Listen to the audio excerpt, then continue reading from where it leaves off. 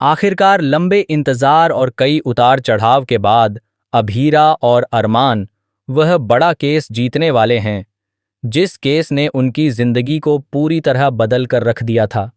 इस जीत के बाद सिर्फ कानूनी लड़ाई ही खत्म नहीं होती, बल्कि एक नई शुरुआत की नींव भी रखी जाती है। इस फैसले के बाद सबसे बड़ी बात यह होती है कि मायरा अब सुरक्षित हो जाती है और उसे उसके सही परिवार यानी अभीरा और अरमान के साथ रहने का अधिकार मिल जाता है।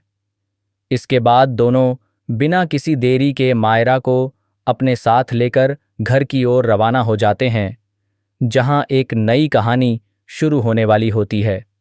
घर पहुंचने से पहले ही अभीरा के मन में कई तरह के भाव चल रहे होते हैं।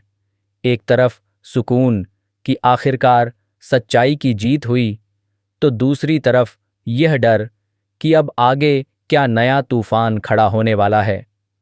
दूसरी ओर अरमान भी अंदर ही अंदर काफी उलझा हुआ होता है, लेकिन वह अब पूरी तरह से सच के साथ खड़ा होने का फैसला कर चुका होता है। जैसे ही वे घर पहुंचते हैं, माहौल पहले से ही तनावपूर्ण हो जाता है।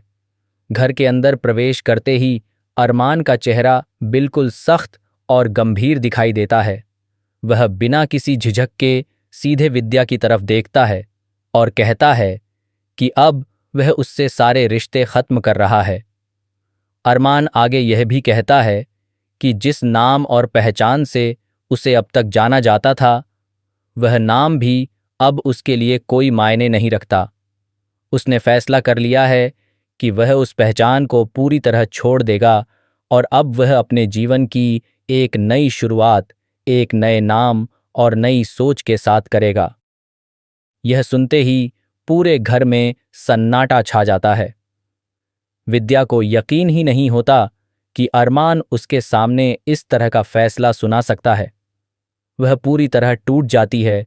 उसकी आंखों में गुस्सा और दर्द दोनों साफ दिखाई देने लगते हैं। गुस्से में वह अभीरा पर भड़क उठती है और अपना सारा गुस्सा उसी पर निकाल देती है। वह कहती है कि यह सब अभीरा की वजह से हो रहा है, क्योंकि वही है जिसने अरमान को भड़काया है और उसकी सोच को बदल दिया है।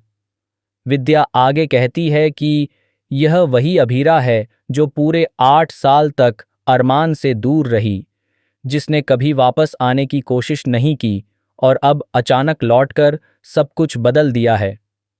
वह सवाल उठाती है कि कोई कैसे भरोसा कर सकता है उस इंसान पर जो इतने लंबे समय तक गायब रहा हो। वह यह भी कहती है कि किसी को यह नहीं पता कि इन 8 सालों में अभीरा कहाँ रही, किससे मिली, क्या किया और कैसे जिया, तो फिर उस पर इतना भरोसा कैसे किया जा सकता है। विद्या के इन शब्दों से माहौल और भी ज्यादा तनावपूर्ण हो जाता है। तभी अरमान बीच में ही उसे रोक देता है। उसका स्वर तेज और स्पष्ट होता है।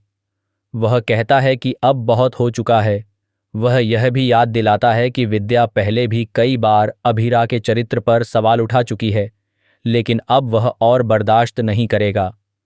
अरमान आगे बेहद गंभीर लहजे में कहता है कि इस बार वह अभीरा के खिलाफ एक भी गलत शब्द नहीं सुन सकता।